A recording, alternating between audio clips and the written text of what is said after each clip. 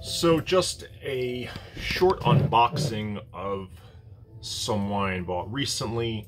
While I'm doing it, and I did buy this as well, is a Martinelli Pinot Noir from the Bella Vigna, Sonoma Coast 2021. From a little research, the 19 and 21 vintage out of Sonoma Coast and Santa Barbara are fantastic vintages as a whole. Now, can't put a ton of stock into that, but it's worth looking at that compared to maybe vintages that are just rated a little less, maybe because the weather conditions weren't so great. So maybe there's less concentration of fruit and the wines might feel a little watered down or whatever it may be. So sometimes it's worth looking, sometimes it might not.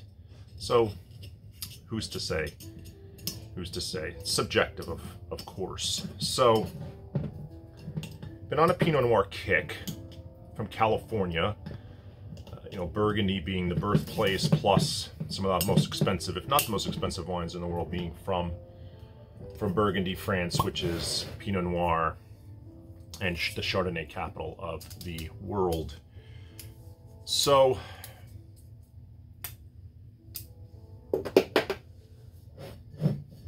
they say when you're drinking wine or you're revolving your palate, you start with some bolder Cabernets, you might gravitate to some other regions that have some bolder wines, be it Spain, be it Australia, be it somewhere else, South America, Argentina, and then you end up in Bordeaux with some of the more complex cabs on the left bank. Then you have the right bank with Merlot, Cab Franc heavy wines, and you get into that nuance, and ultimately your journey always ends in Burgundy or with Pinot Noir. Now, I think for me, there is a time and a place for every type of wine, where I'll be pairing it with food, time of year, with the people, my mood. It really depends on what I want. A lot of it has to do sort of with food and mood more than anything. And then I do want to share wines with people in circles that enjoy certain types of wine. I would love introducing people to, you know, if they only like Cabernet, introduce them to some other bolder wine from another region of the world. Let's say Toro, Spain or something. This, I think, this is a pretty dark. This is 14.9%. So this is a, when I say blend, it's a blend of, it's not a single vineyard bottling. I think this is in the 40s. So this is their entry level Pinot Noirs in the $40 range. Wow, that smells awesome. So, very different than the aroma of that Pinot I had recently. This is cherry, fresh cherries, fresh and ripe, and fresh ripe cherries, fresh ripe strawberries. Very little earth here. I'm not getting really that cherry cola thing. This just smells extremely ripe, and it smells like it's going to be big and juicy. It has a delicious smell. Let's see.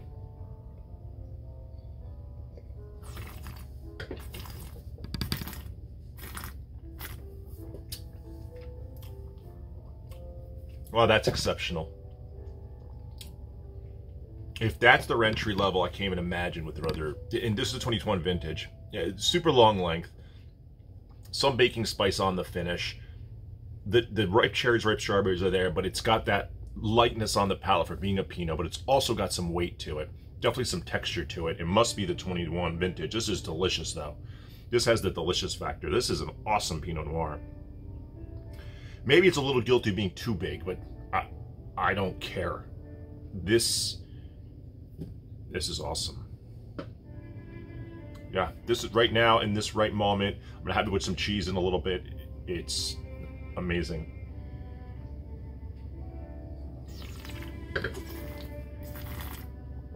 There's nothing green about it.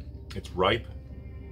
There's really no earth, very minimal earth, where the other one had such an earthy aroma, but then on the palate was a little different. Very different stylistically to Pinots there. Could be the vintage variation, could be this is Sonoma. The other one was Monterey County, so certainly different places.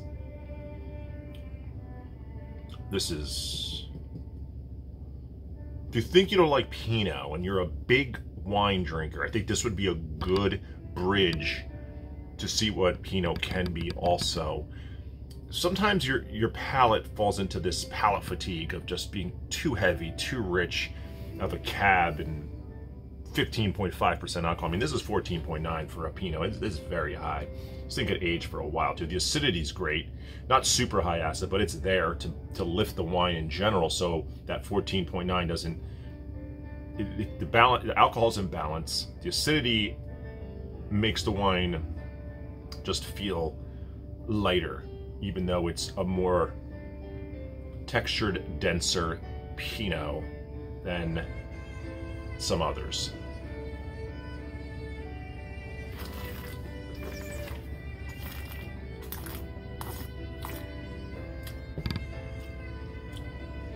That's awesome. That's absolutely awesome. God, I'm so happy I bought that. And I was reading an article on Wine Spectator about the Martinellis, and I've known the Martinellis. They make amazing Zinfandels. One of my sort of bucket list Zinfandels is from Jackass Hill, they call it. You gotta be a jackass to want to harvest on that hill, because it's literally like this, and they produce very little Zinfandel. It's from the 1800s, late 1800s. So anyway, super cool. This family's been around forever, and just great stuff. Wine idea of the day. This is Mestre Berardino's Taurasi 2017 Radici. There's one above this. One above means there's a Reserva, but this wine was awesome. Still very young, but they call it the Barolo of the South, but really, so it's a very big, and it had a little bit of bread on it, but just a touch, and it had an herbaceousness, but not in a green way. It was very dark fruited, so very blackberry-ish. It was a great wine, and it went great with an Italian meal. So, some of the other wines that were bought. Here is Merlino di Scansano. So this is a Sangiovese heavy wine. This is a Reserva. So in Italy, when they put Reserva on there are certain rules that govern it. I bet this is a little higher alcohol than its 14.5, and that goes with it. Now, this one specifically just says Sangiovese. I don't know if Merlino di Scansano is 100% Sangio or just a certain portion. Typically, just like in Chianti, only a certain portion, 70-80%, need to be Sangiovese, plus being made in this region. So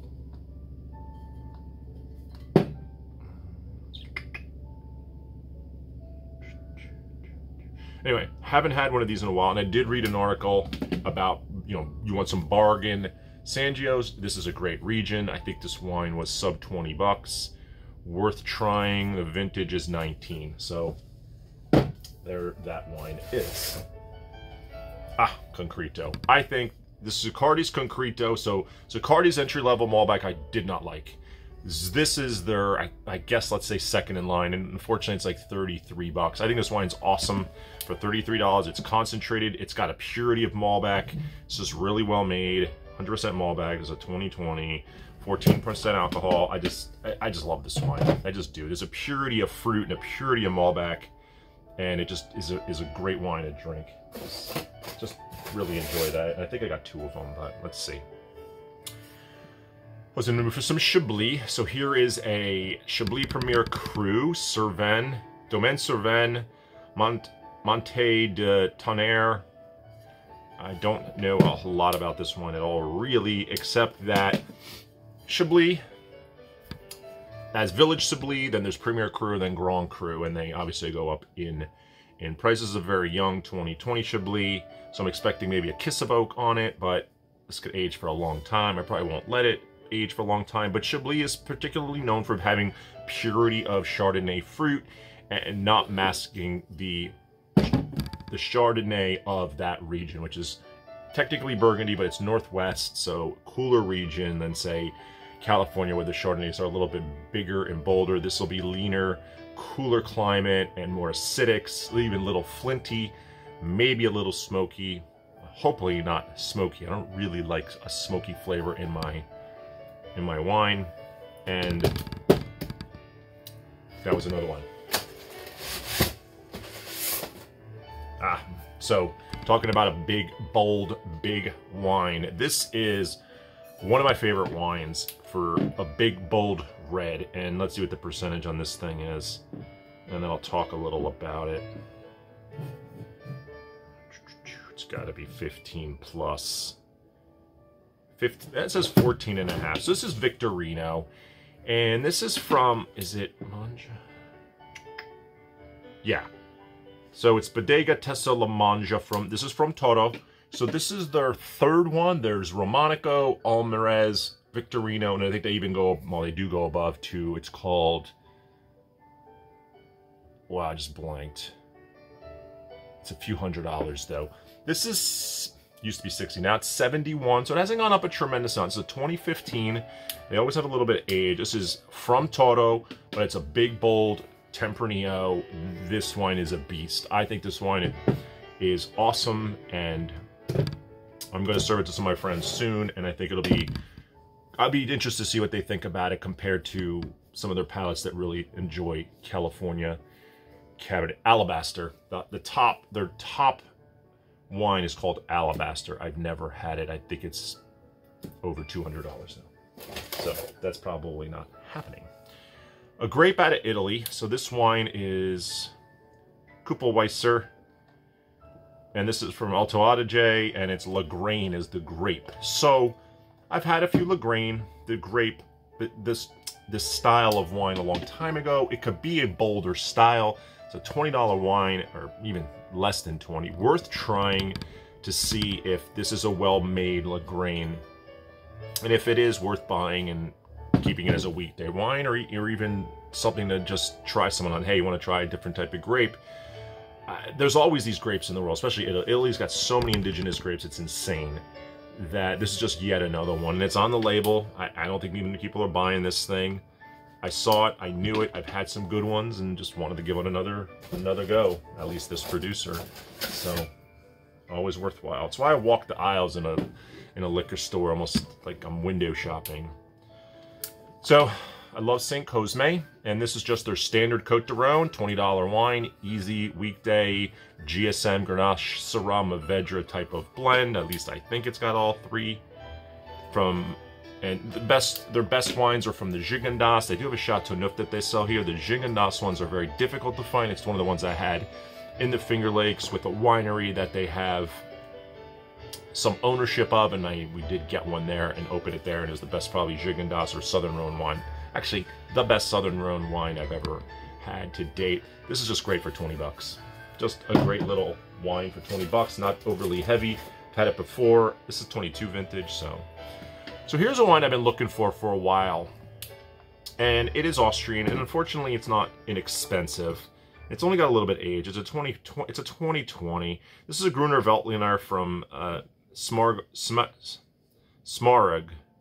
Wachau, and it's Leubenberg. So I assume these are all vineyards, and what I remember, it's 13% alcohol. What I remember about this wine is that it is a slightly fuller bodied Gruner. Alzheimer is a really good producer, I know that, and I wanted to try it, and it was like $67 or something kind of absurd for a Gruner, but I figured, you know, I really wanted to try this sort of an upper edge Gruner out of Austria, really see what it can do. I've had plenty of $20 Gruners. There's like a phenolic bitterness. There's a bitterness to Gruner that is a little austere.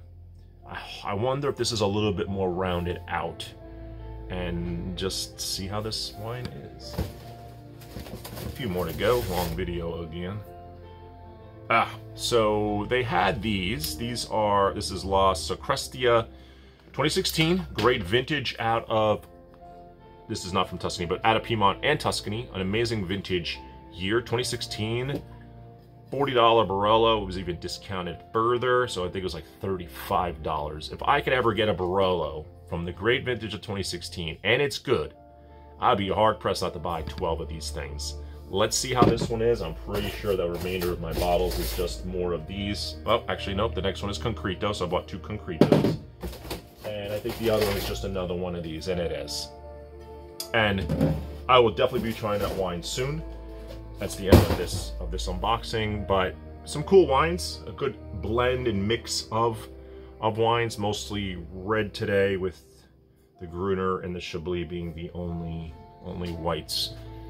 Really the highlight to me right this moment is this Martinelli Pinot. I'm going to see how it evolves as the night goes on, plus tomorrow. I can't imagine this just not even getting somehow better. This is still so young, and it's showing amazing. And maybe that's what this Martinelli in their entry level is, a little bit more approachable young, but gosh, this is good.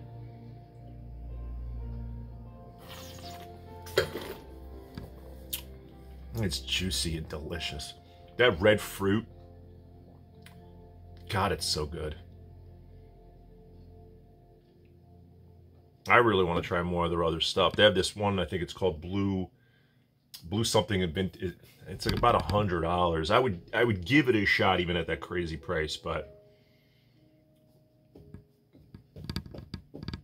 maybe this is what people are talking about with those good Pinots out of Cali. Things like this with a good producer, well made, in a good vintage, where the grapes, Pinot Noir is a very finicky grape, very difficult grape to work with. Certainly compared to like Cab or Merlot, Pinot Noir needs a lot more hand-holding. So that's it. This has been good. I am going to put these wines away and make a few more videos as I taste through some of these. But this sort of half Pinot Noir obsession of mine, you know, that first one was good, but it really wasn't worth the price. This is worth every dollar. So this exploration is going to continue, but I think I'm gonna have to find the producers that are sort of more well-known. The other producer, Lucian, I didn't know that producer, and I'm sure overall the wine was fine, but I wouldn't buy that wine again in that vintage.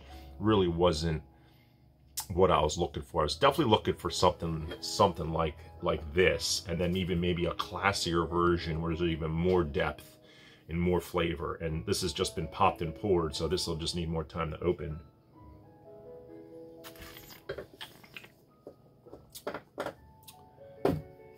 It's good stuff. There's always something to learn. There's always a new wine to find. Always something to explore. Have a good night.